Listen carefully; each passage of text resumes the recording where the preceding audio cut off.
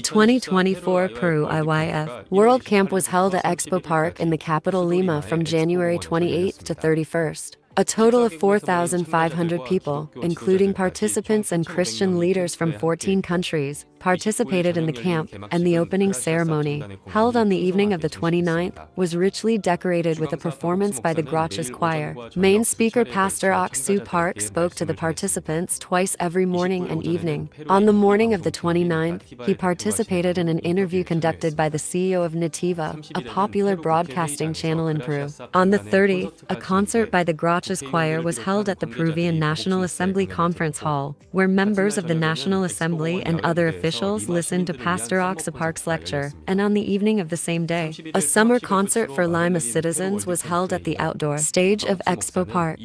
Following the World Camp in Peru, ended with the closing ceremony on the 31st by Pastor Oksu Park.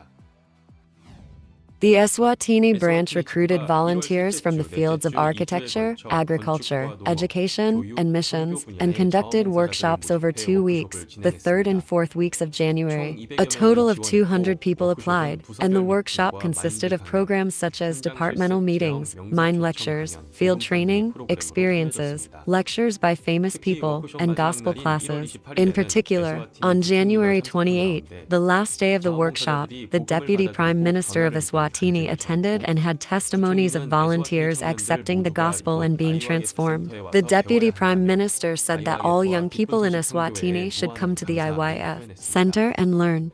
Additionally, the Eswatini government promised to fully support IYF's activities. The Eswatini branch expressed its hope that God-given changes will be seen in the lives of volunteers along with the results that their activities will bring in the future.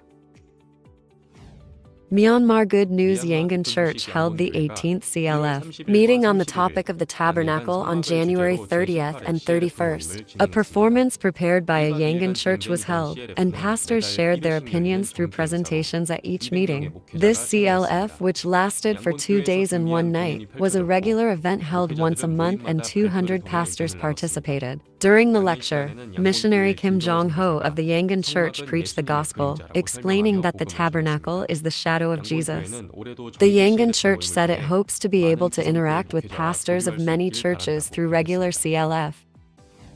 Good News Bukian Church Student Council held a youth camp titled In Search of the World's Best Day for 3 days and 2 nights from January 26 to 28, followed by a healing workshop event hosted by the women of Juche from the 29th to 30th at Chaewon in Honseong. The camp and workshop were a time to open our hearts and interact through various programs, and Pastor John Suyun, senior pastor of Bukian Church, joined us and shared mind lectures and sermons. Bukian Church Camp 2024 began with departmental workshops and expressed its gratitude for being able to gather hearts around the gospel.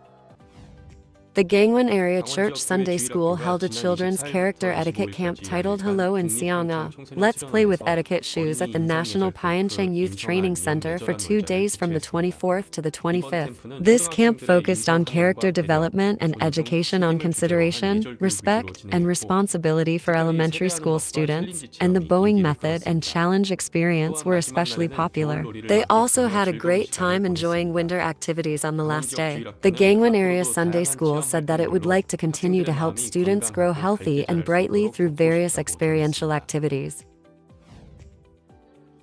On January 28, Good News East Ulsan Church held the first foreign global singing contest for Korean language class students and Eswatini School of Architecture Studies who visited Korea.